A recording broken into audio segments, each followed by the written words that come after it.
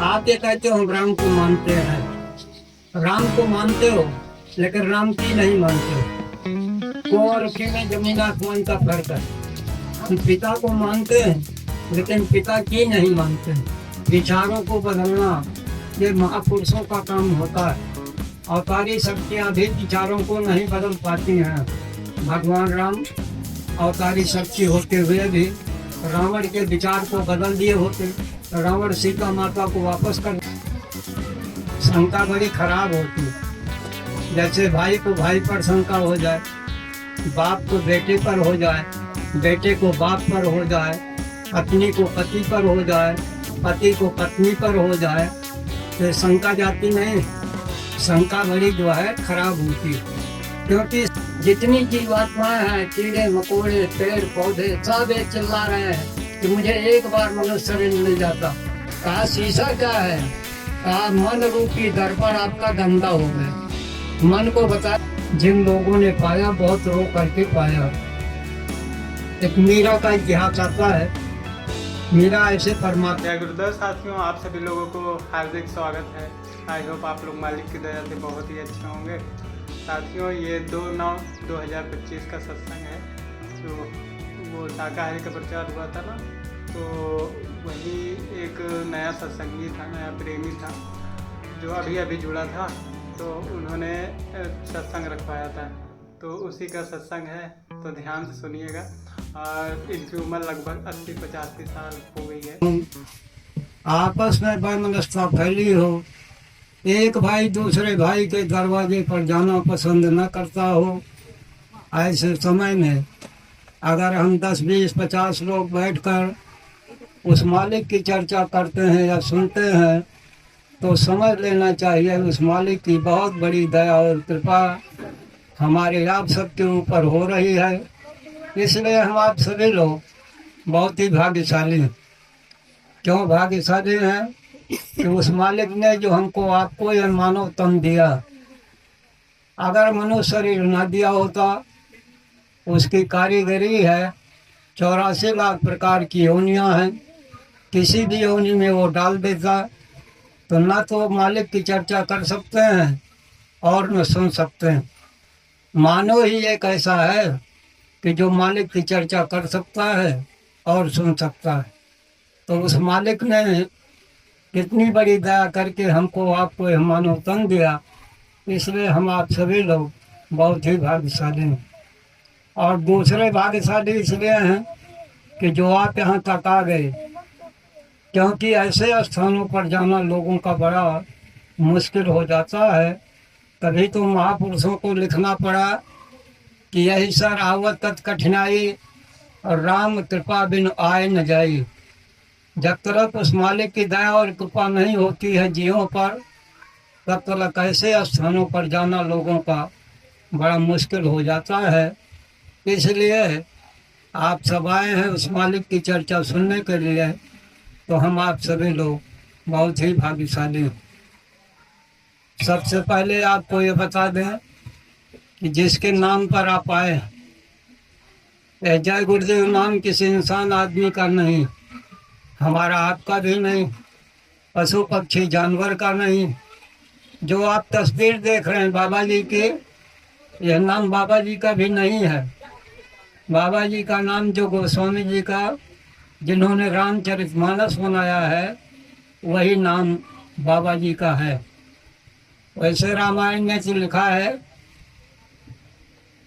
कि परमात्मा का कोई नाम नहीं है, कोई नाम ही नहीं है। जब कोई नाम ही नहीं तो हम आप क्या गुणानुवाद गाएंगे उसका।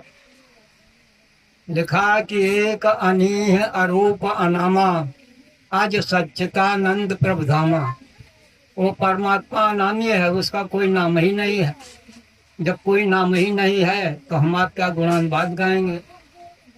लेकिन जब जीवात्माओं का कल्याण करना होता है, महापुरुष आते हैं इस धरती पर, तो कहते हैं कि परमात्मा का कोई नाम नहीं, लेकिन मैं परमात्मा का नाम रख रहा हूँ। और नाम रखते हैं, उस नाम को जगाते हैं, और जगा करके जब सिद्ध कर लेते हैं, तो वही नाम जीवों का कल्याण करता है। जैसे बहुत से प्रेमी भाई अभी कार्तिक का समय आ रहा है, कार्तिक के अमावस को कुछ मंत्र जगाते हैं, टोना झाड़ने का, सांप झाड़ने का, बिच्छू झाड़ने का, और जो मंत्र जगाकर सिद्ध कर लेते हैं तो जिसको झाड़ देते हैं फायदा हो जाता है। लेकिन जो नहीं सिद्ध किया है वो लाख झाड़ता रहे, उससे कोई फायदा होने वाला नहीं है। इसी तरीके से महापुरुष जिस नाम को जगाते और सिद्ध कर लेते हैं तो वही नाम जीवों का कल्याण करता है। जैसे कबीर साहब आए अपने समय पर, तो उन्होंने कहा भाई परमात्मा का कोई नाम नहीं है, लेकिन मैं परमात्मा का नाम रख रहा हूँ।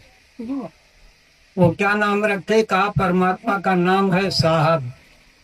अब उन्होंने साहब नाम को जगाया, जगा करके जब सिद्ध कर लिया तो कहा इस समय पर जो भी साहब नाम को पकड़ेगा वो अपनी जीवात्मा का कल्याण कर लेगा, आवागमन से मुक्त हो जाएगा, जन्म मरण की पीड़ा से छुटकारा पा जाएगा।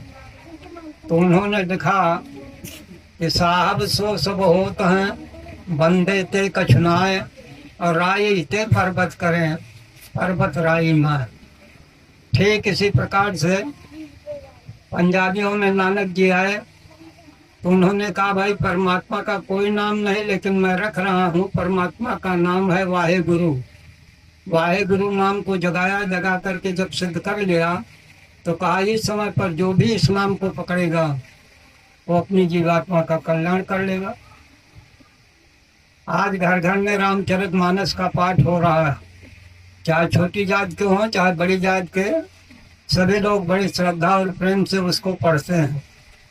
गोस्वामी जी जब आए इस धरती पर तो उन्होंने कहा भाई परमात्मा का कोई नाम नहीं, लेकिन मैं परमात्मा का नाम रख रहा हूँ। परमात्मा का नाम है राम। उन्होंने राम नाम को जगाया, जगा करके जब सिद्ध कर लिया तो कहा इस समय पर जो भी राम नाम को पकड़ेगा वो अपना कल्याण कर लेगा। तो उन्होंने लिखा कि राम नाम मर दीप धरि, जी देहरी द्वार, गोस्वामी भीतर बाहर, जो चाह सुनियार। कह रहे हैं इस राम नाम रूपी मणि को कहाँ आप रखिए जिससे अंदर और बाहर दोनों तरफ उजाला हो जाए। तो हमारे विद्वानों ने ये बताया कि जी माने जिभ्या होती है, आप जिभ्या से रखिए आपका सारा काम हो जाएगा। तो बात तो सभी लोग हरे रामा हरे कृष्णा ओम नमः शिवाय जाप चारों तरफ चल रहा है, लेकिन मोटी बुद्धि से विचार करो कि हमारे आपके अंदर में जो बुराइयां भरी हुई हैं एक भी निकल करके बाहर नहीं जा रही है। इसका क्या कारण है? इसका दो कारण, या तो नाम जपने की विधि हमको आपको मालूम नहीं, या तो उस नाम में ताकत और शक्ति नहीं रह गई है, इसलिए वो काम नहीं कर रहा है। नाम लेत भव सिंधु सुखाही, करो विचार सुजन मन माही। नाम का जाप करने पर भवसागर सूख जाता है। जब भवसागर सूख जाता है तो हमारी आपकी बुराई क्यों नहीं जा रही? वो चली जाना चाहिए। लेकिन देखिए आत्मा का विषय जो होता है वो पढ़ने लिखने का विषय नहीं होता है। आत्मा का विषय जो होता है वो अनुभव करने का विषय होता है। कबीर साहब कौन से यूनिवर्सिटी में पढ़ने गए थे?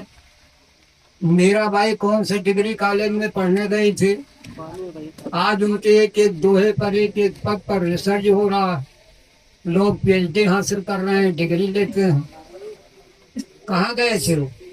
तो कहा आत्मा का विषय पढ़ने लिखने का नहीं होता। तो जो आत्मज्ञानी होगा, क्योंकि गोस्वामी जी ने उसको आत्मज्ञान से लिखा है, जो आत्मज्ञानी होगा वही तो बताएगा।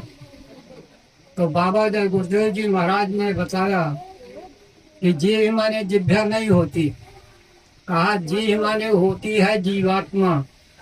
तो गोस्वामी जी कह रहे हैं इस राम नाम रूपी मणि को जीवात्मा रूपी डेहरी पर रखो तो अंदर और बाहर दोनों तरफ उजाला हो जाएगा। जैसे हमारी माताएं बहनें दीपक जला के डेहरी पर रख देती हैं तो अंदर और बाहर दोनों तरफ उजाला रहता है। अब पता हमको आपको ये लगाना पड़ेगा कि जीवात्मा कहाँ रहती है। जीवात्मा हाथ में है कि पैर में है, आँख में है, नाक में है, वो है कहाँ? जब जानेंगे तभी तो रखेंगे, जब पता ही नहीं तो रखेंगे कहाँ? तो इसको भी बाबा जय गुरुदेव जी महाराज ने बताया कि दोनों आंखों के मध्य भाग में पीछे दो दल कमल पर आपकी यह जीवात्मा बैठी हुई है। जहाँ पर पुरुष भाई चंदन लगाते हैं, माताएं बहनें बिंदी लगाती हैं, वही स्थान है जीवात्मा के रहने का। तो गोस्वामी जी कह रहे हैं इस राम नाम रूपी मणि को जब इस जीवात्मा रूपी डेहरी पर रखोगे तो आपको पहले बाहर का ज्ञान होगा। बाहर का क्या ज्ञान होगा? कि मानव जीवन क्यों मिला। अभी हमको आपको यही नहीं पता है ये मनुष्य शरीर मिला क्यों है। लोग यही सोचते हैं खाना पीना सोना, घर मकान बनाना, जगह जमीन बनाना, दुनिया की दौलत इकट्ठा करना और दुनिया से चले जाना। अगर इसी के लिए ये मनुष्य शरीर मिला है तो देवता लोग क्यों परेशान? हम आप देवताओं के पीछे दौड़ रहे हैं और देवता हमारे आपके शरीर के लिए परेशान। रामायण में लिखा गया है कि स्वर दुर्लभ सदग्रंथन गवाह, देवताओं को दुर्लभ है। तो आखिर बात क्या है? इसमें कोई खासियत होगी तभी तो देवता लोग परेशान हैं। देवता तो स्वर्ग में है, वैकुंठ में है, वहाँ का आनंद ले रहे हैं। मनुष्य शरीर पाने की क्या जरूरत है? लेकिन वो जानते हैं जब मुझे मनुष्य शरीर मिला था मैंने घोर तप किया, तप करके आप देवलोक में पहुंच गए। लेकिन जब मेरा पूर्ण क्षण होगा तो सीधे मृत्यु लोक में भेज दिए जाएंगे। कोई गलती हो गई तो सीधे नरकों और 84 में चले जाएंगे। इसलिए देवता लोग सोचते हैं कि मेरा पूर्ण रहते हुए अगर मुझे मानव तन दे दिया जाता तो अब की बार किसी महापुरुष से रास्ता लेकर के और भजन करके अपनी जीवात्मा का कल्याण कर लेते, हमेशा हमेशा के लिए आवागमन से मुक्त हो जाते, जन्म मरण की पीड़ा से छुटकारा पा जाते। इसके लिए तो देवता परेशान। लेकिन हमको आपको मिल गया है तो हमारा आपका समय ऐसे व्यर्थ में चला जा रहा है। तो गोस्वामी जी कह रहे हैं इस राम नाम रूपी मणि को जब जीवात्मा रूपी डेहरी पर रखोगे तो आपको बाहर का ज्ञान होगा कि मानव जीवन क्यों मिला, इसके पाने का लक्ष्य और उद्देश्य क्या है। इस संसार में रहकर हमारा खान पान, रहन सहन, उठना बैठना, आचार विचार ये कैसे होना चाहिए इसका ज्ञान होगा। और अंतर का क्या ज्ञान होगा कि जितने देवी देवता हैं वो बाहर एक भी नहीं, बाहर है ही नहीं। हम आप कहाँ ढूंढ रहे हैं? हम बाहर में ढूंढ रहे हैं। अगर वेद पुराण शास्त्र रामायण गीता मानते हो तो सब यही कहते हैं कि जितने देवी देवता हैं वो सब आपके इसी मनुष्य मंदिर में बैठे हुए हैं। हम आप बाहर में ढूंढ रहे हैं। कहाँ ढूंढ रहे हैं? कोई पानी में ढूंढ रहा, कोई पत्थर में ढूंढ रहा, कोई पेड़ में ढूंढ रहा है और वो है हमारे आपके अंदर में। तो जब उस राम नाम रूपी मणि को जीवात्मा रूपी डेहरी पर रखोगे तो सारे देवी देवताओं का दर्शन आपको इसी मनुष्य मंदिर में होगा और परमात्मा का भी दर्शन आपको इसी मनुष्य मंदिर में होगा, बाहर में नहीं होगा। तो महात्मा कर कुछ और रहे हैं, हम आप कर कुछ और रहे हैं, तो फायदा कैसे होगा? इसलिए जब महापुरुष आते हैं धरती पर तो बिगड़े हुए समाज को कैसे बनाते हैं, क्योंकि साधारण आदमी की बस की बात जब नहीं रह जाती है तो महापुरुषों को आना पड़ता है। तो क्या करते हैं कि सत्संग के द्वारा विचारों को बदल देते हैं। विचारों को बदलना ये महापुरुषों का काम होता है। अवतारी शक्तियाँ भी विचारों को नहीं बदल पाती हैं। भगवान राम अवतारी शक्ति होते हुए भी रावण के विचार को बदल दिए होते, रावण सीता माता को वापस कर देता। लड़ाई किस बात की? लड़ाई नहीं होती। लेकिन भगवान राम होते हुए भी रावण के विचार को नहीं बदल पाए। कृष्ण भगवान थे, दुर्योधन से कहा 5 गांव दे दीजिए मैं फैसला करवा दूंगा। दुर्योधन ने कहा बगैर युद्ध के सुई के नोक के बराबर नहीं दूंगा। भगवान कृष्ण होते हुए भी लेकिन दुर्योधन के विचार को नहीं बदल पाए। महापुरुषों का इतिहास से आता है कि वाल्मीकि नारद घटियोनी निज निज मुखम कही निज होनी जल चर थल चर नभ चर नाना जय जड़ चेतन जीव जहाना मत की रगत भूत भलाई जब जही जतन जहाँ जही पाए सो जानब सतसंग प्रभाओ लोको वेद न आन उपाओ। वाल्मीकि ने कहा कि मुझे लोक और वेद में कुछ नहीं मिला, मुझे अगर कुछ मिला है तो सत्संग से ही मिला है।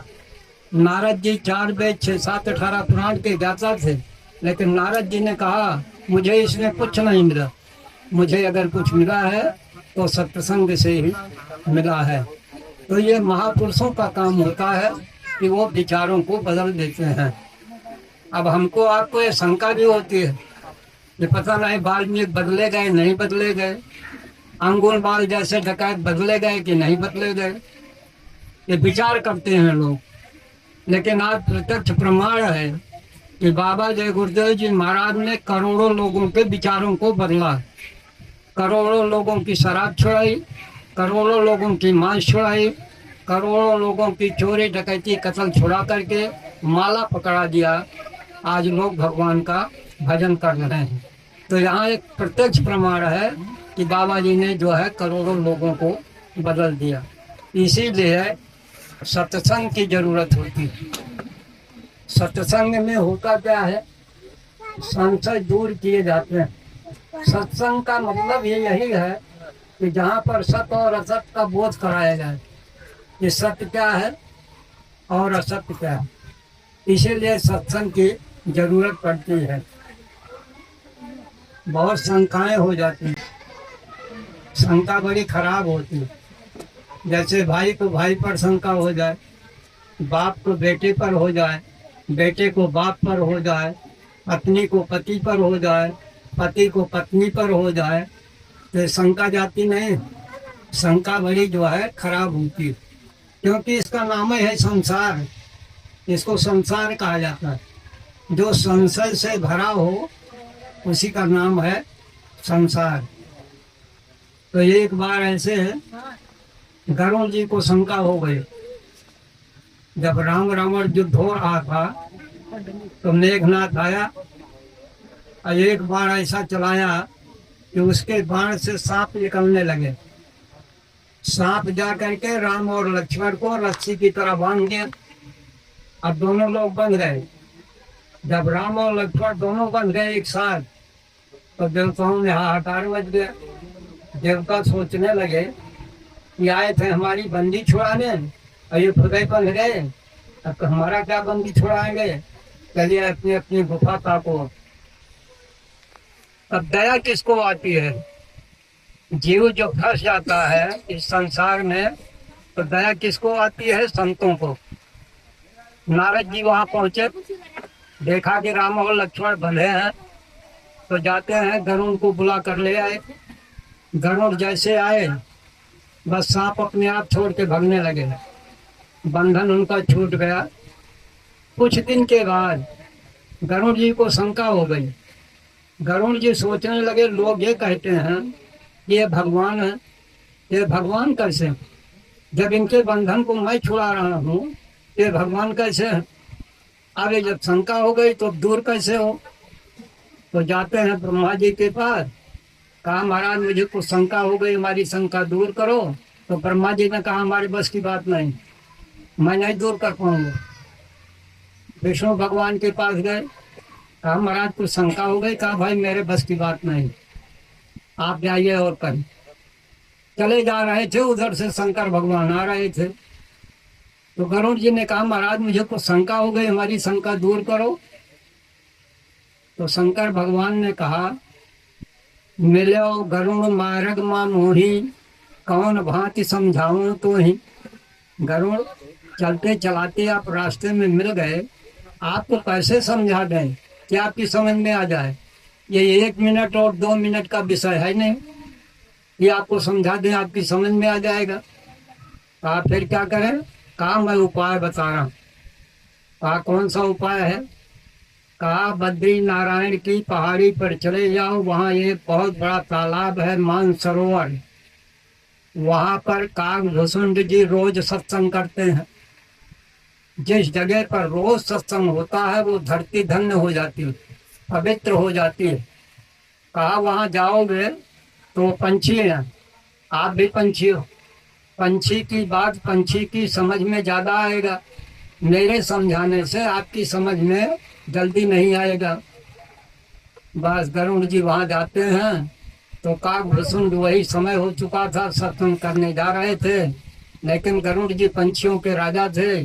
सभी पंछी उठकर इनका स्वागत किया। काकभूषुंड ने पूछा, अरे महाराज आपका कैसे आना हुआ?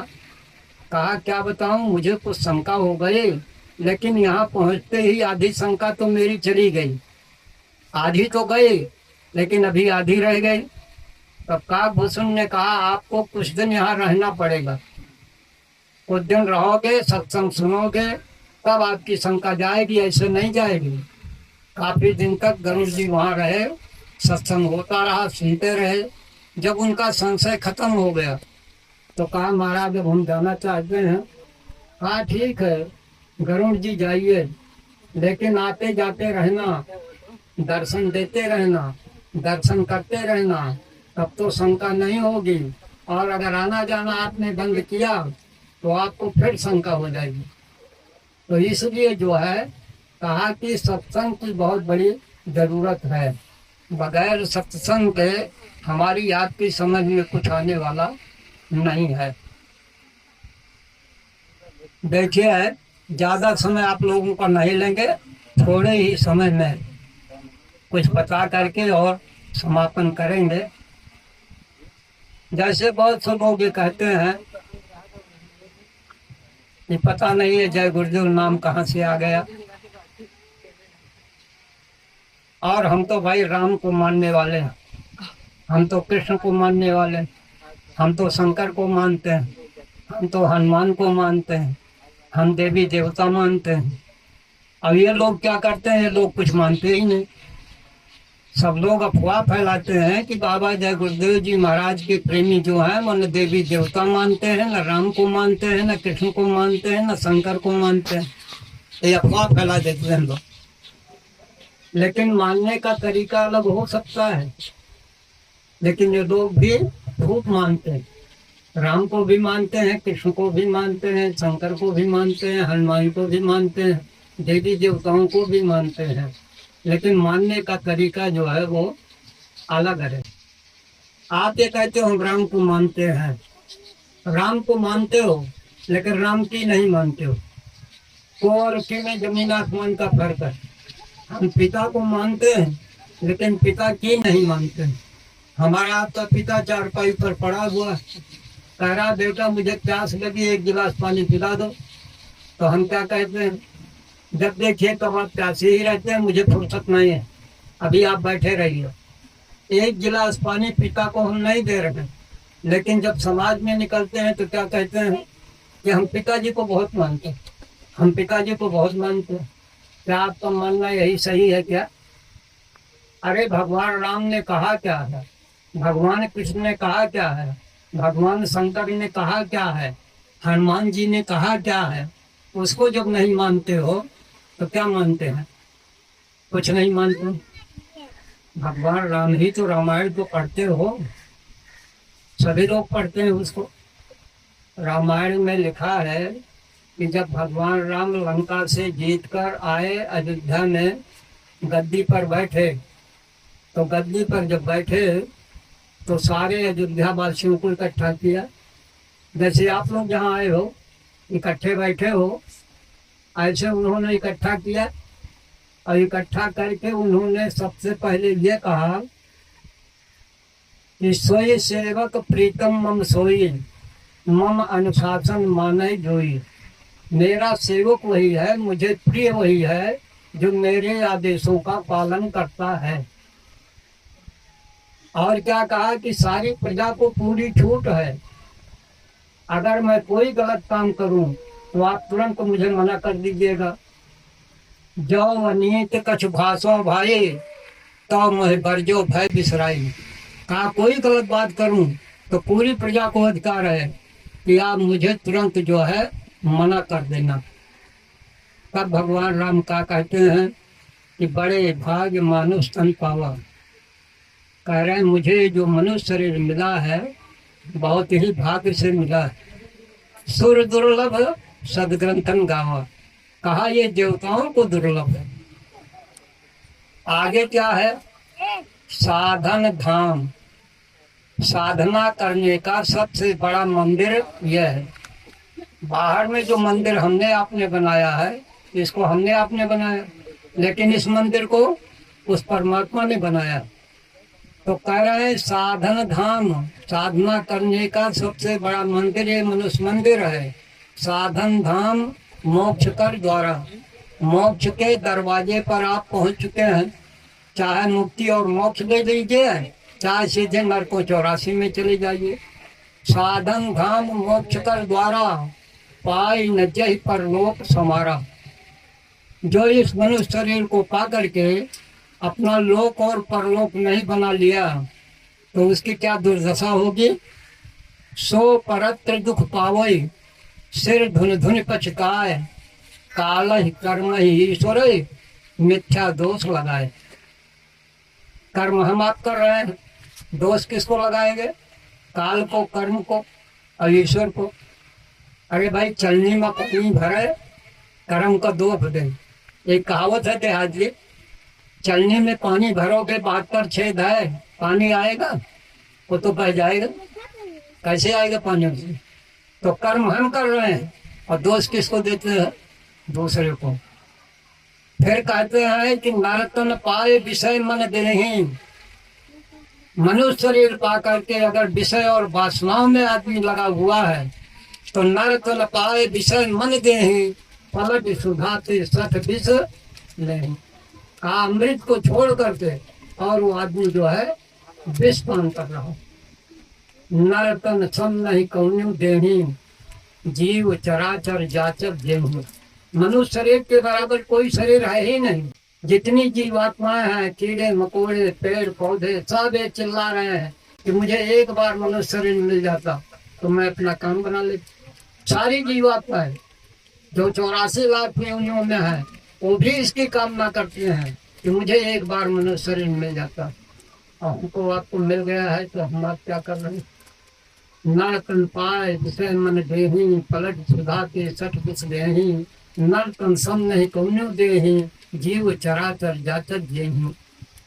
जो न करे भव सागर, नर समाज अस पाए, सो कृत निंदक मंदमति, आत्माहन गति गए। कहा मनुष्य शरीर पा करके अपनी जीवात्मा का कल्याण नहीं कर लिया तो आत्महत्या के बराबर उसको अपराध लगता है। आत्महत्या जो कर लेते हैं बहुत से लोग, कहा ये बहुत बड़ा अपराध है।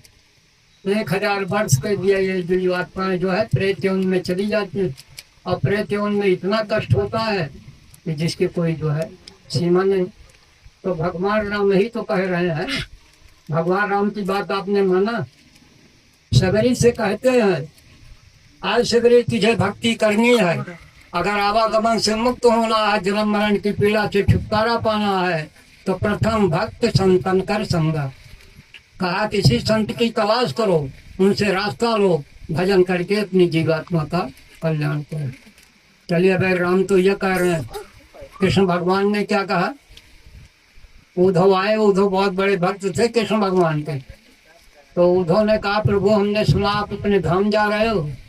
कहा उद्धव मेरा काम होगा, मैं अपने धाम जा रहा हूँ। तो कहा आप कृपा करके मुझे भी लेते चलो। तो कहा उद्धव मेरे धाम तो ऐसे कोई जाता नहीं। कहा फिर? कहा योग करना पड़ेगा, योग। कहा ये बताओ बुढ़ापे में कौन सा योग होगा? आप पहले बताए होते कि योग करो तो पहले कर लिए होते, अब बुढ़ापे में तो योग होगा नहीं। आप कृपा करके अपने साथ मुझे लेते चलो। कृष्ण भगवान ने कहा उद्धव मेरे धाम ऐसे कोई जाता ही नहीं बगैर योग के, तो मेरे धाम मत जाओ, मैं आपको एक सुगम मार्ग बताता हूँ। कहा क्या?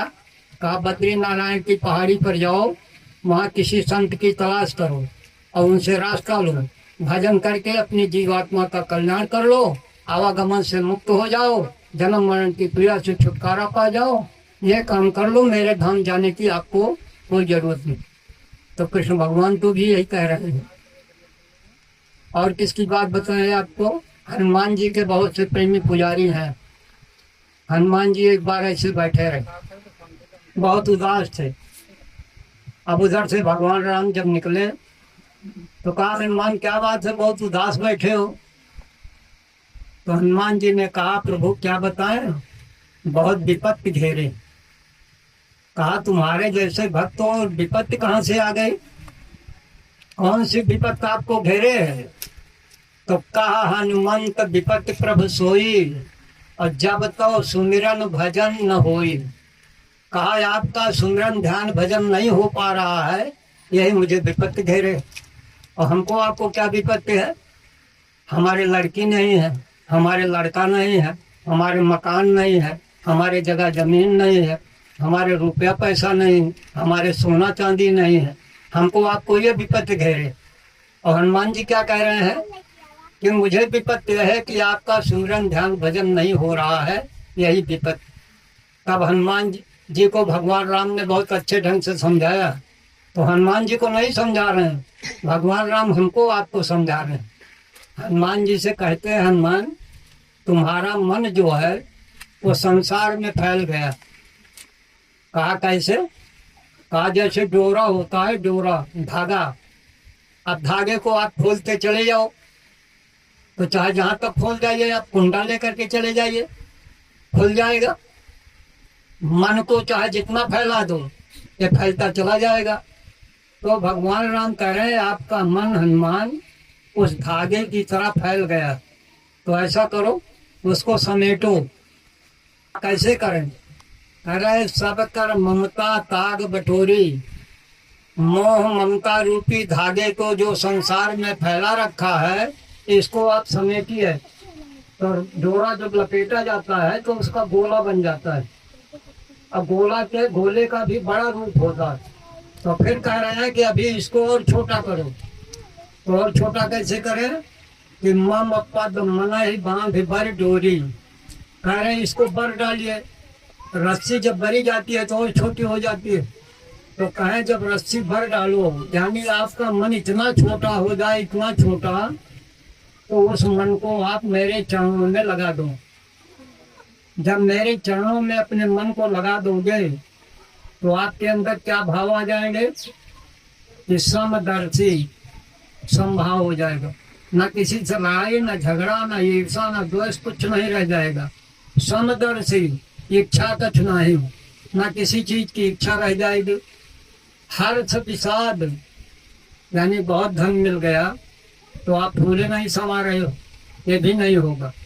बहुत गरीबी आ गई, नमक रोटी मिल रहा है, उसमें आपको तकलीफ भी नहीं होगी। हर्ष विषाद, शोक भय नहीं, न शोक होगा न भय होगा। तब क्या होगा? मन से सकल वासना भागी। मन से जब सारी वासनाएं निकल जाएंगे तो केवल प्रभु चरण लो लगे, केवल वो मालिक ही रह जाएगा, परमात्मा रह जाएगा। तो हनुमान जी को ये बता रहे हैं भगवान राम। तो हमको आपको उस पर विचार तो करना चाहिए। इसलिए जो है बाबा देव गुरुदेव जी महाराज ने क्या कहा, बिस्तर आप आइए। कहा, अरे बच्चे और बच्चियों, आप अपने लिए कुछ नहीं कर रहे हो। मथुरा में सत्संग सुनाते हुए मंच पर से कहा, आप अपने लिए कुछ नहीं कर रहे हो। तो हम लोग बड़े असमंजस में पड़ गए कि बाबा जी कह रहे हैं अपने लिए कुछ नहीं कर रहे हो। अरे भाई, एक मकान बनाते हैं हम, अपने लिए जगह जमीन खरीदते हैं, अपने लिए बाल बच्चे स्त्री बनाते हैं, अपने लिए बैंक बैलेंस करते हैं, अपने लिए सोना चांदी हीरे जवाहरात इकट्ठा करते हैं, अपने लिए। और बाबा जी कह रहे हैं आप अपने लिए कुछ नहीं कर रहे हो। यहीं पर महात्मा जो है सच्चाई का बोध कराते हैं, सत और असत का बोध कराते हैं। बाबा जी ने कहा, कभी आपने अपनी मोटी बुद्धि से विचार किया कि जब आप दुनिया छोड़कर जाओगे तो उस समय आपके साथ आपका मकान जाएगा, बाल बच्चे स्त्री जाएंगे, बैंक बैलेंस जाएगा, कुछ सोना चांदी हीरे जवाहरात कुछ ले जाओगे? वो तो कुछ जाएगा नहीं। क्या जाएगा? कहा, जैसे इस शरीर से जीवात्मा आपकी निकाली गई, बस जो है आपकी शरीर से कमाई हुई दौलत ये इधर किनारे पड़ी है। और जिस शरीर से दुनिया की दौलत इकट्ठा किया वो शरीर आपका इधर पड़ा। अब ना आपकी कमाई हुई दौलत गई आपके साथ और ना आपका शरीर गया, दोनों यहीं रखवा दिया गया। अब ले क्या जाएंगे? तो कहा इसमें जो बैठी हुई जीवात्मा है उसी को ले जाएंगे। धर्मराय के दरबार में जब आपकी जीवात्मा खड़ी की जाएगी तो मालिक पूछेगा, हमने आपको मनुष्य शरीर दिया था भगवान का भजन करने के लिए, आपने क्या किया? तो जो आप किए हैं वही तो बताएंगे। हमने 10 मकान बनाया, 200 बीघा जमीन बनाई, 50 लाख बैंक बैलेंस किया, हमने स्त्री और बच्चे बनाए, हमने सोना चांदी हीरे जवाहरात इकट्ठे किए। चलिए भाई, आपने बहुत बहादुरी का काम किया है, लेकिन वो है कहाँ? कुछ लाए हो अपने साथ में जो आपकी मदद करे? कहा लाए तो नहीं। कहा जब लाए नहीं हो तो आपने अपने लिए क्या किया, अपनी जीवात्मा के लिए क्या किया? कोई पूंजी जब नहीं बनाएगी तब उसका आदेश होगा, इसको ले जाओ फला नरक में डालो और 1 लाख वर्ष तक इसको जलाओ। अब जरा विचार करिए, 2-4 दिन के लिए सर्दी जुकाम बुखार हो जाता है, हमारी आपकी क्या दुर्दशा होती है। और 1 लाख वर्ष एक नरक में, एक प्रकार का नरक है नहीं। अगर वेद पुराण शास्त्र को मानते हो तो वेदों में 22 प्रकार के नरक लिखे गए हैं, श्रीमद् भागवत में 28 प्रकार के नरक लिखे गए हैं। एक से निकालेंगे दूसरे में, दूसरे से तीसरे में, तीसरे से चौथे में। तो बाबा जय गुरुदेव जी महाराज ने कहा कि 22 लाख वर्ष आपका नरकों के भुगतान में चला जाएगा। उसके बाद इसी जीवात्मा को 84 लाख योनियों में डालेंगे। एक एक योनियों में कई हजार वर्ष आपको रहना पड़ेगा। कितने युग और कल्प बीत जाएंगे, दोबारा आपको यह मनुष्य शरीर मिलने वाला नहीं है।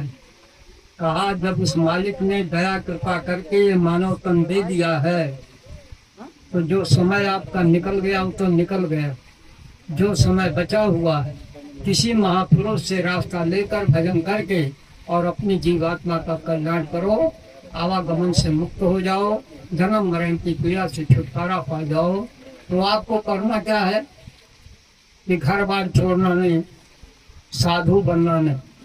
अगर इस कलयुग में आप साधु बन गए तो भगवान आपसे लाखों कोस दूर हो जाएगा, भगवान आपको नहीं मिलेगा। क्यों नहीं मिलेगा? आप घर बार छोड़ करके भागोगे, खेती दुकान दफ्तर का त्याग करके जंगल में जाओगे, माला लेकर बैठोगे, वहाँ भगवान नहीं याद आएंगे, वहाँ आपके बाल बच्चे स्त्री खेती दुकान दफ्तर याद आएगा, भजन नहीं कर पाओगे। इसलिए आप अपने घर गृहस्थी में रहो, बाल बच्चों के बीच में खेती दुकान दफ्तर का काम करो, शाम की आओ अपने अपने बाल बच्चों की सेवा, आए गए का सत्कार। उसके बाद जब कोई काम न रह जाए, सोने से पहले चारपाई पर लेट कर बैठ कर जैसे भी आपसे बन सके 10 मिनट 15 मिनट 20 मिनट भगवान का भजन करो। वही भजन आपकी एक पूंजी बनेगी। जब आप दुनिया छोड़कर जाएंगे वही पूंजी आपकी मदद करेगा, आपकी सहायता करेगा, बाकी कोई मदद करने वाला नहीं होगा। अब सवाल इस बात का है कि भजन है क्या? भजन मुंह से गाना गाना, हाथ से बाजा बजाना, इसका नाम भजन तो है नहीं। भजन तो उसे कहते हैं जो परमात्मा की आवाज़ 24 घंटे जीवात्मा को बुलाने के लिए आ रही है, उसके सुनने का नाम भजन है। तो लोगों को एक शंका होती है, ये कह रहे हैं ऊपर से आवाज़ आ रही है तो हमारे कान खुले हैं, हमको सुनाई क्यों नहीं पड़ता है? तो बाबा जी ने कहा इन कानों से परमात्मा की आवाज़ नहीं सुन सकते और इन आँखों से परमात्मा का दर्शन नहीं कर सकते हो। कहा फिर, कहा परमात्मा को देखने के लिए आपके अंदर में इसी जीवात्मा में एक आँख है, परमात्मा की वाणी सुनने के लिए आपके इसी जीवात्मा में एक कान है। तो कहा फिर दिखाई सुनाई क्यों नहीं पड़ता है? कहा वो बंद हो गया। कहा क्यों बंद हो गया? कहा कभी आपने अच्छा किया, कभी बुरा किया, कभी अच्छा किया, कभी बुरा किया। पर्दे दोनों के होते हैं, चाहे अच्छे कर्म के हों चाहे बुरे कर्म के। कहा इतना मोटा पर्दा इस जीवात्मा पर चढ़ गया है कि वो आँख भी बंद हो गई, कान भी बंद हो गए, ना अब दिखाई पड़ता है न सुनाई पड़ता है। तो कहा जब महापुरुष मिलेंगे तो नाम रूपी जड़ी देंगे और उस नाम को अपने अंतःकरण में जगाओ। नाम जब आपके अंदर में जगेगा तो वो शुभ और अशुभ दोनों कर्मों को साफ करेगा, जलाएगा। जब शुभ और अशुभ दोनों कर्म जल जाएंगे तो आपकी आंख भी खुल जाएगी, कान भी खुल जाएंगे। परमात्मा का दर्शन भी आपको इसी मनुष्य मंदिर में होगा और परमात्मा की वाणी भी आपको इसी मनुष्य मंदिर में सुनाई पड़ेगी। लेकिन अब उसको बताने वाला कोई होना चाहिए। भाई जैसे इस नारायणपुर गांव को हम नहीं जानते थे, अब जब उस चौराहे पर लालगंज में उतरे, कई आदमियों से मैंने पूछा तो लोगों ने कहा भाई हमको नहीं पता। अब जो जानते नहीं तो क्या बताएगा। 4-6 लोगों से पूछा, हमने कहा भाई हमको नहीं मालूम, और किसी से पूछो। एक आदमी से जब पूछे तो जानकार था, उसने बताया कि यहाँ से 3-4 किलोमीटर है, आप ऐसे ऐसे जाएंगे, आप वहाँ पहुँच जाएंगे। अब उसको जानकारी थी तो उसने बता दिया, और जो जानते नहीं तो क्या बताएगा। तो जो जानकार होगा, जो महापुरुष है, जो इस मनुष्य रूपी मंदिर में अपनी सोई हुई जीवात्मा को जगाया है, परमात्मा का दर्शन जीते जी इस मनुष्य रूपी मंदिर में कर चुका है, ऐसा महापुरुष जब मिलेगा वो रास्ता बताएगा। आपको चलना पड़ेगा उस पर। आप जब चलोगे तो आपकी आंख भी खुल जाएगी, कान भी खुल जाएंगे, परमात्मा का दर्शन भी होगा, परमात्मा की वाणी भी आपको इसी मनुष्य मंदिर में सुनाई पड़ेगी। इसी को गोस्वामी जी ने रामचरितमानस में लिखा है कि मुकुर मलिनिया नयन विहीना, राम रूप देखें तुम जीना। गोस्वामी जी कह रहे हैं शीशा आपका गंदा है, आंख आपके है नहीं, आप राम के रूप को कैसे देखोगे। अब यहाँ दोनों चीजें नहीं, लेकिन अगर एक ही चीज ना हो, जैसे शीशा बहुत गंदा है, हमारी आपकी दोनों आंखें खुली हैं, शकल अपनी देखना चाहो नहीं दिखाई पड़ेगी। शीशा साफ है लेकिन हमारी दोनों आंखें बंद हैं, आप शकल देखना चाहो नहीं दिखाई पड़ेगी। एक ही ना रहे तो शकल नहीं दिखाई पड़ेगी, और यहाँ कह रहे दोनों नहीं है आपके पास, यानी शीशा भी गंदा है, आंख भी नहीं है।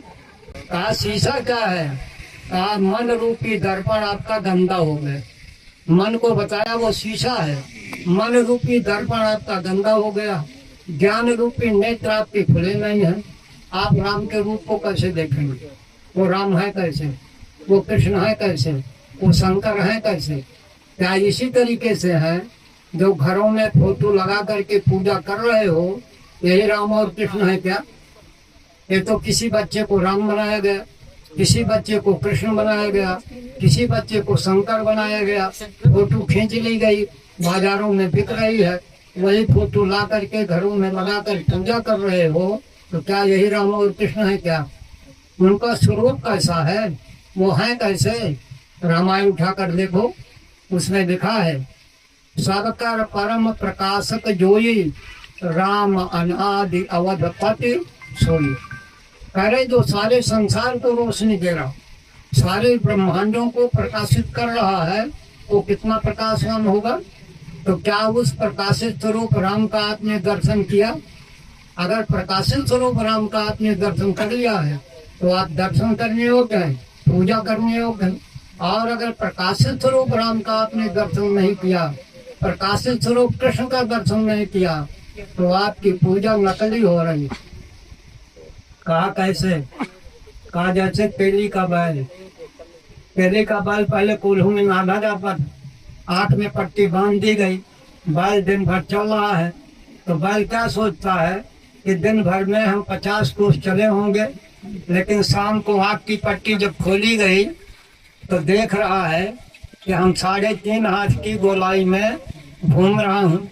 तो बाबा जी ने कहा इसी तरीके से तुम्हारी पूजा हो रही है, ये आपका शरीर जो है ये जड़ है, और जड़ से जड़ की पूजा कर रहे हो, तो जाओगे कहाँ। जब कहा गया जहाँ आशा कहाँ बासा, जब जड़ से जड़ की पूजा कर रहे हो तो जड़ में ही तो जाओगे। परमात्मा तो चेतन है, इसमें जो बैठी हुई जीवात्मा है वो भी चेतन है, चेतन से चेतन की पूजा करोगे तब तो परमात्मा मिलेगा, और जड़ से जड़ की पूजा करोगे तो जड़ में चले जाओगे। यही महात्मा जो है सच्चाई का बोध कराते हैं, इसीलिए सत्संग की जरूरत पड़ती है। सत्य का संग करो, सत्य को जान लो और उसका संग कर लो, तब तो आपका काम हो गया। सत्य को जाना नहीं, संग आप किसका करेंगे? तो देखिए, परमात्मा भी जो है वो हंसकर नहीं मिलता है। हंसे हंस कंत न पाया, जिन पाया तिन रोए। परमात्मा के लिए बहुत रोना पड़ता है। यहाँ की दौलत के लिए, यहाँ की चीजों के लिए आप कितना रोते हो। अरे भाई, हमारी बेटी नहीं है, बेटा नहीं है, धन नहीं है, जगह जमीन नहीं है, मकान नहीं है, रुपया पैसा नहीं है, कितना रोते हो आप। इसके लिए रात दिन एक कर देते हो रो करके। क्या परमात्मा के लिए कभी दो आंसू आए? क्या परमात्मा, मेरा समय इतना निकल गया और अभी तक आप नहीं मिले। और अगर उसके लिए दो आंसू बहाए होते तो परमात्मा इतना दयालु है, कोई न कोई उपाय कर दे। वो द्वैत में मिलने का कोई न कोई उपाय करता। तो देखिए, जिन लोगों ने पाया, बहुत ऐसे परमात्मा को नहीं। अभी रख दीजिए भैया प्रशांत, अभी रहने दीजिए। जो प्यासे होंगे उठ कर पी लेंगे पानी।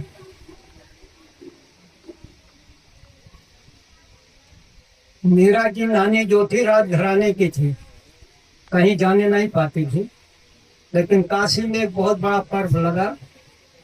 उस पर्व में उस रानी ने कहा कि राजा से कि हम भी जाएंगे। राजा ने कहा, देखिए रानियां महल से निकलने नहीं पाती हैं, तुम कहाँ जाओगी? लेकिन उन्होंने जिद कर लिया, कहा नहीं मैं जाऊंगी, बहुत बड़ा पर्व लगा है। राजा ने उपाय किया, सिपाहियों को बुलाया, पीनस तैयार करवाया, भेज दिया उनको। जब वहां पर गए, गंगा जी में जैसे स्नान करने के लिए गए, डुबकी लगाए, कई कई लाख का वो हाथ में कंगन पहने हुए थे। एक कंगन उनका हाथ से निकल गया, गंगा जी में बह गया। बाहर जब निकलती है, देखा कंगन है ही नहीं। अब बैठकर किनारे पर रोने लगी। क्या बताएं, मैं आने नहीं पाती थी, आई भी तो मेरा कंगन चला गया गंगा जी में, क्या मुंह दिखाऊंगी, अब वापस नहीं जाऊंगी, प्राणों को दे दूंगी यहीं, यही कहकर रो रही थी। रैदास का एक शिष्य था, वो देखा कि माता जी क्यों रो रही है, पास में गया, कहा माता जी क्या बात है, क्यों रो रही हो? कहा क्या बताएं, मेरा कंगन बह गया गंगा जी में, है कि आपको कोई उपाय बता दें। लेकिन अब विश्वास नहीं हो रहा उनको। अरे गंगा जी में बह गया तो कहाँ मिलेगा वो? लेकिन कई बार उसने कहा, तो उसके कहने पर आती है रैदास के पास। तो रैदास ने पूछा क्या बात है? कहा महाराज मेरा कंगन गंगा जी में बह गया। कहा देखिए, गंगा मैया जो है वो चोर नहीं है, किसी का सामान नहीं चुराती है। आप चले जाओ, हाथ जोड़कर खड़ी हो जाओ गंगा के किनारे, कह दो गंगा मैया मेरा कंगन वापस कर दो, तो गंगा मैया आपका कंगन वापस कर देंगी। अब उनको विश्वास कहाँ होता है। कहा कि अरे महाराज, अब जब बह गया तो अब कहाँ मिलेगा वहां? तो कहा अच्छा ठीक है, वहां नहीं जाती हो तो इसी में ढूंढ लो। तो रैदास जूता गांठा करते थे, एक कठौती रखे होते, उसमें पानी भरा था, चमड़ा भिगोए थे, कहा इसी में ढूंढ लो। तो उन्होंने सोचा ये हमारा मजाक उड़ा रहा है, अब बह गया गंगा जी में, यहाँ कहाँ मिलेगा। तो जबरदस्ती उनका हाथ पकड़कर उसी में घुमाया।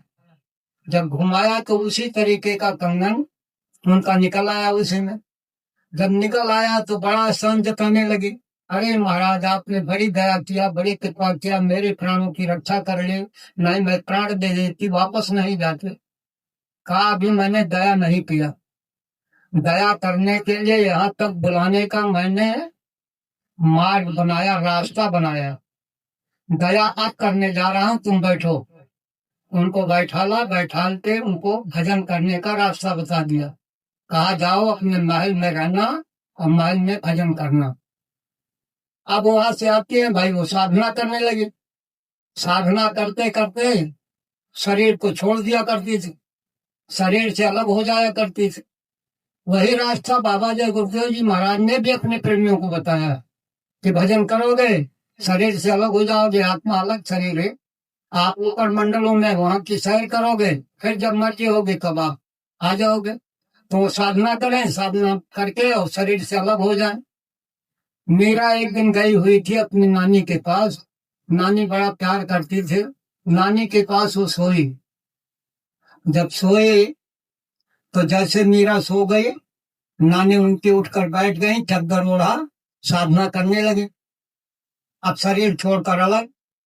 अब मीरा जो है आंख खुली तो बुला रही है, अरे नानी क्या कर रही हो, नानी क्या कर रही हो, नानी है ही नहीं यहाँ, तो बोले कौन। बड़ी देर के बाद फिर सो गई। सवेरा हुआ, कहा नानी ये बताओ तुम रात में क्या कर रही थी। कहा कुछ तो नहीं। कहा मैं जब जगी तुमको बहुत बुलाया, लेकिन तुम बोली नहीं, तो कर क्या रही थी ये बताओ। तो उन्होंने सोचा इसने अब देख लिया, झूठ बोलना भी ठीक बात नहीं है। कहा मैं भजन कर रही थी। कहा ये कौन सा भजन है, मुंह से गाना गाया जाता, हाथ से बाजा बजाया जाता, उसका नाम भजन है, ये कौन सा भजन है। कहा वो नकली भजन है, असली भजन यही है जो मैं कर रही हूँ। तो कहा हमको भी बताओ। कहा मैं नहीं बताऊंगी। कहा फिर। कहा इसको अगर जानना है तो तुमको रैदास के पास जाना पड़ेगा। मीरा ने कहा ये बताओ, मैं उच्च कोट के खानदान की छत्राणी और एक हरिजन के पास कैसे जाएंगे।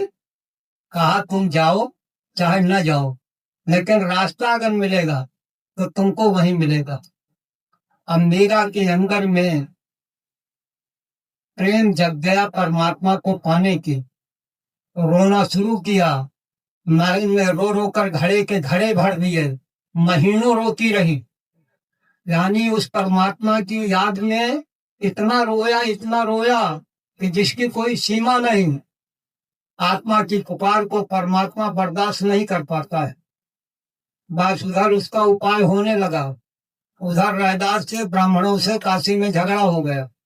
रैदास अपना कमंडल उठाए लेकर वहां से चल दिए। चले जा रहे थे, मीरा के महल के बगल में जब पहुंचे, शाम हो रही थी। उसके ससुर जी जो है मीरा के बगीचे में टहल रहे थे। तो राजा ने कहा देखिए मैं साधुओं को अपने यहाँ नहीं टिकने देता हूँ। कहा क्यों। कहा हमारी बहू जो है इतनी धार्मिक प्रवृत्ति है कि किसी साधु को देख लेती है तो उनके पीछे चल देती है, इसलिए मैं किसी साधु को टिकने नहीं देता हूँ। रैदास ने अपनी पगड़ी उतारी, सीधा उनके चरणों में रख दिया। कहा महाराज रात भर रहने के लिए जगह दे दीजिए, बस मैं सुबह चला जाऊंगा। जब पगड़ी उतार दे तो राजा को दया आ गई। कहा ठीक है रात भर रहना, लेकिन सुबह चले जाना। रैदास रात में बगीचे में रुके। जब 12 बजा रात को तो रैदास ने स्वप्न दिखाया मीरा को। कहा मीरा मैं तेरे बगीचे में बैठा हूँ, तू आ जाओ, मैं तुझे रास्ता बता दूं और मैं चला जाऊं। मीरा जब जागती है सोचने लगी कौन बैठा है बगीचे में और जाए कैसे, चारों तरफ पहरा लगा हुआ है। तो दासी को बुलाती है। कहा तुझे बहुत धन दूंगी, लेकिन मुझे किसी तरीके से पहुंचाओ। तो दासी ने क्या किया, पत्तल फेंकने के बहाने पत्तल में लपेटा मीरा को, और पत्तल में लपेट करके मीरा को ले जाती है, कंधे पर बैठाल के ले जा करके बगीचे में जब खोलती है, मीरा रैदास को देखती है, क्यों कर गिर गई, बहुत रोई। रैदास ने कहा बेटी क्यों रो रही है, मैंने बुला तो लिया। बस उसको नामदान दे दिया। कहा जाओ अपने महल में जो है तुम भजन करना। अब वो साधना करने लगी। तो साधना वही थी जो उनकी नानी जानती थी, वही उसने जान लिया, शरीर से अलग हो जाया करती थी। लेकिन भजनानंदियों को इतना कष्ट दिया जाता है, इतनी तकलीफ दी जाती है कि ये काल भगवान की नगरी है, काल माया का देश है। वो किसी जीवात्मा को जाने नहीं देते अपने दायरे से। इतना कष्ट देते हैं कि जिसकी कोई सीमा नहीं है। मीरा को जो है कहा ये तो कलंक लगा रही है, पुल में हाथी के सामने फेंक दिया गया कि हाथी इसको मार डाले, लेकिन हाथी एकदम शांत हो गई। सांप का पिटारा भेजा गया, जगह इसको सांप काट ले मर जाए, लेकिन सांप जो है शालिग्राम की मूर्त बन गई। आखिर में क्या कहा कि इसको जहर दे दो, खत्म हो जाए। दूध में मिला करके जहर दिया गया। दासी ले आती है, दासी ने बताया, दीदी इसमें जहर मिला हुआ है, पीना नहीं। कहा ये तो हमारे प्रभु का प्रसाद है, इसको जरूर पिएंगे। रोज मीरा भोग लगाती थी, लेकिन उस दिन जो है भोग नहीं लगाया। अपने गुरु का रोज भोग लगाती थी, लेकिन उस दिन भोग नहीं लगाया। जहर को पी गई, रात भर बेहोश पड़ी रही। जब सवेरा हुआ, आंख जैसे खुलती है तो देखती क्या है कि उसके गुरु रैदास उसके सामने खड़े। रैदास ने कहा, मीरा, रोज तू भोग लगाती थी, कल तूने भोग नहीं लगाया। कहा, गुरु जी कैसे भोग लगाती? उसमें जहर मिला हुआ था तो भोग कैसे लगाया?